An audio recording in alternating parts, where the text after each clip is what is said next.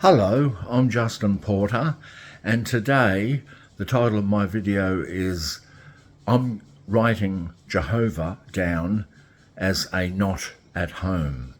And the reason why I say that, he's only shown up in a little part of history in the Middle East in a dusty old book called the Bible. And that's the only time he shows up. He doesn't show up any other time in history except in a dusty old book called the Bible. So why doesn't he just appear, pull back the clouds, and there'd be no more atheists or agnostics? Now, if you're a Jehovah's Witness, listen to this, because just recently the Watchtower has appointed 2 new governing body members. Now, if you're of African ancestry or Asian ancestry or Pacific Islander ancestry or Australian Aboriginal ancestry, or if you're an Eskimo, sitting in the audience and you see these 2 new governing body members, and what colour are they? White, just like me. Grey-haired, white skin, wrinkled old guys in their 50s and 60s. Now, I'm 63. Now, these 2 new white guys, Gage Fiegel and Jeffrey Winder, why couldn't they be Pacific Islander, African brothers, Asian brothers like Japanese, Korean, Chinese, Eskimo? Why couldn't they be like that? And why is there 11 governing body members? I thought number 12 was the magic number. 12 star signs, 12 months of the year, 12 apostles. And why 11 governing body members? Because 11 is one short of, it's the perfect number 12. 11 is one short of perfection, so the governing body members are just imperfect men. But why couldn't the governing body members, why couldn't they have 2 black guys, 2 Asian guys, 2 Pacific Islander guys, Indian, maybe, Indian guy, and why not a redhead? Why not a redhead? If you're in the audience and you've got redhead, you're a ginger Megs, how come there's no redheads in the governing body? Why are they all white, except for Samuel Hurd, who's like very light brown colour? And let's do this. I'll do the numbers as 11, right? Just say we'll do 2 black brothers, say 2 white guys, make sure one's a ginger Megs with red hair. Don't forget you've got to have a blonde in there too. Now you've got 4. What about 2 Asian guys? Japanese, Korean, Chinese maybe. Then you have another 2 people, maybe Eskimo. Maybe you have 2 Australian Aboriginals. And then you have an American Indian. That's 11, right? Why is the governing body all white guys, just like me? Isn't this an international brotherhood? An international brotherhood? And how come there's no people in their early 30s? Why are all the governing body members old guys in their 50s and 60s and 70s? And I don't know if any in their 80s, but wasn't Jesus, when he was doing his ministry, it's when he turned 30 and he got killed as a blood sacrifice at the age of 33. So he was in his early 30s. How come there's none of the governing body members are in their early 30s? And I wonder how many non-white Jehovah's Witnesses were sitting in the audience and looking and think, what, 2 white brothers? I bet you their jaws dropped,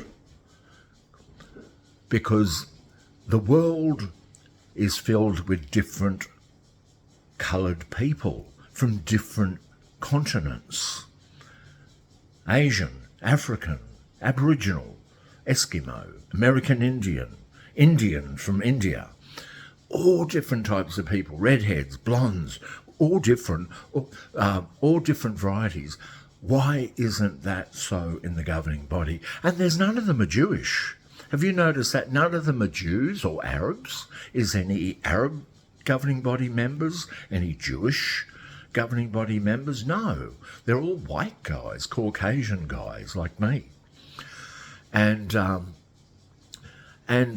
often wonder, like, how many brothers and sisters are going to leave because of this, you know? And how come there's no women? You know, and why the Bible puts down women.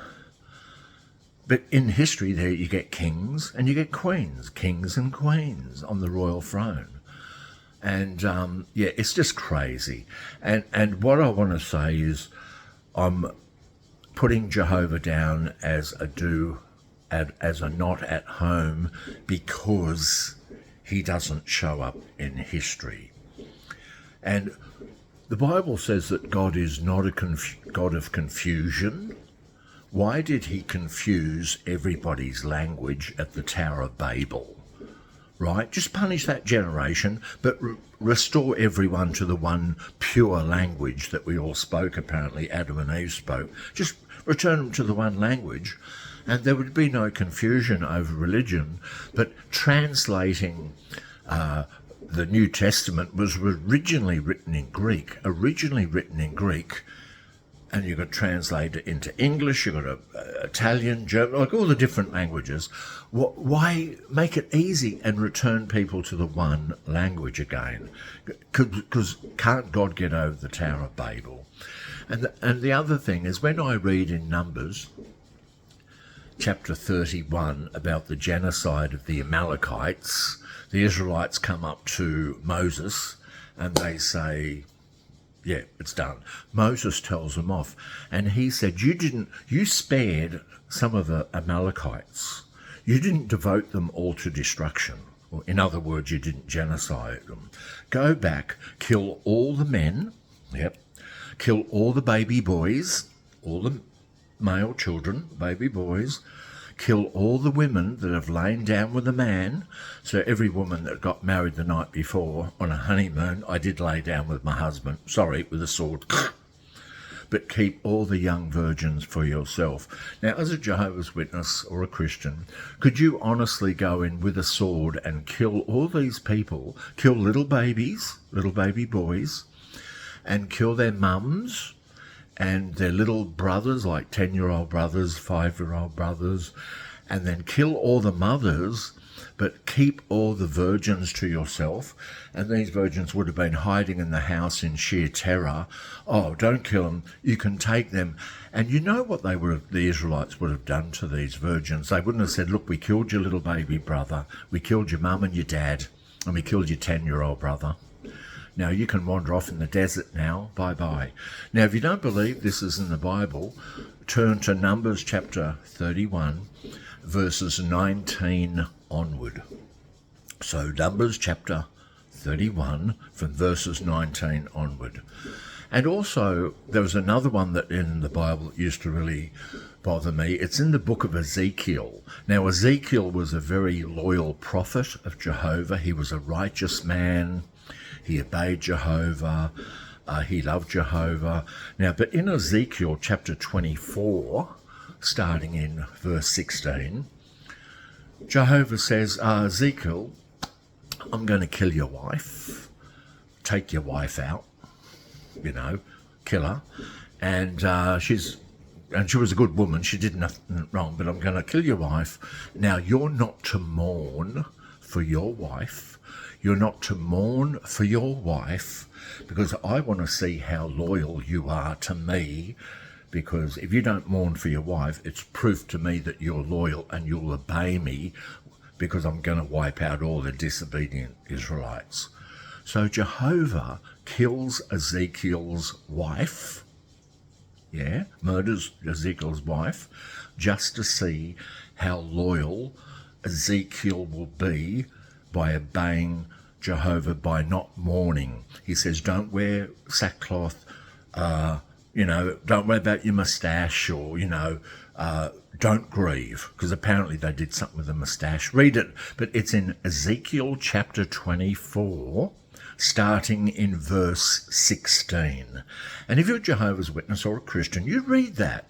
And a lot of Christians say, well, that's the Old Testament, but Jesus quoted the Adam and Eve story, Jesus quoted the flood. So if you disregard the Old Testament, you're disregarding Jesus, because Jesus spoke about Adam and Eve and he spoke about the flood of Noah's day. So according to Jesus, the Old Testament is still applicable. And, so if God was really real, I don't think I want to worship a God like that. This is a nasty God who punishes King David because he committed adultery with Bathsheba by killing Bathsheba's kid. Oh, she's not going to have the baby. She'll have a miscarriage, but I'll forgive you, King David. But your baby that Bathsheba's going to have, I'll abort that. So even if this God was real, but thank God he's not, I am writing down Jehovah as a not at home. And that's why I'm an atheist. Bye then.